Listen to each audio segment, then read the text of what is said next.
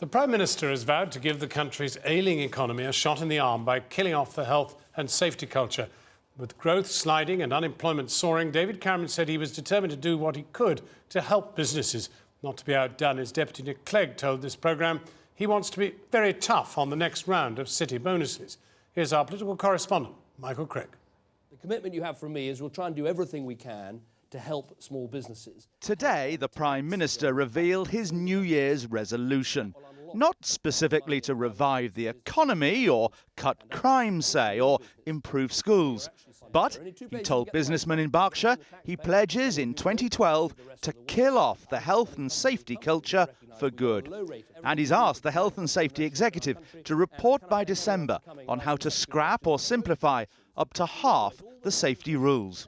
The key about health and safety is it's not just the rules and the laws and the regulations, it's also the culture of fear that many businesses have about health and safety. And that culture of fear partly comes from a very litigious situation that we now have, where businesses fear they're endlessly going to be taken to court.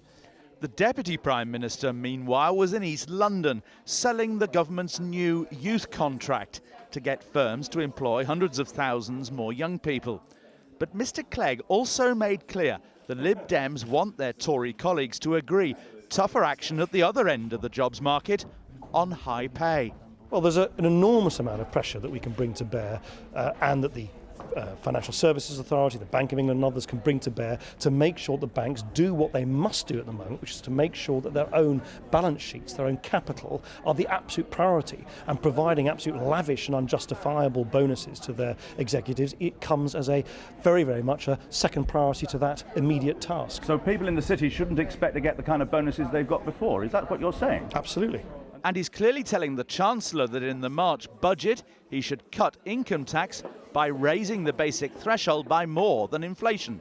I want to see us deliver during the course of this Parliament our ambition. It's something I've campaigned on for years, so that no one pays any income tax for the first £10,000 they've earned. And I would like to see in the coming budget and in other budgets consistent steps towards that goal. Senior ministers have been trying today to show that they're rolling up their sleeves on the economy, promoting measures they think will make an impact, but not cost that much money.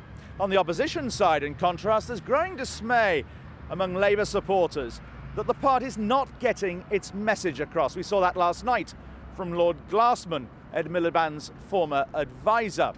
But one might think that amid the current uncertainty, 2012 ought to be a year when Labour could shine.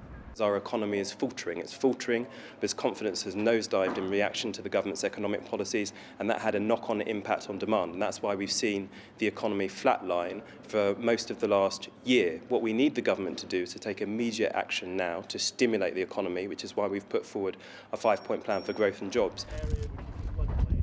And Labour will be encouraged by signs that most people now want David Cameron to scale back the cuts if growth doesn't pick up soon. I won't do that, he's told ITN tonight. Even if I become so unpopular, I get only one term as PM. Michael Crick reporting. And it seems like a fairly opportune moment to look at the markets now.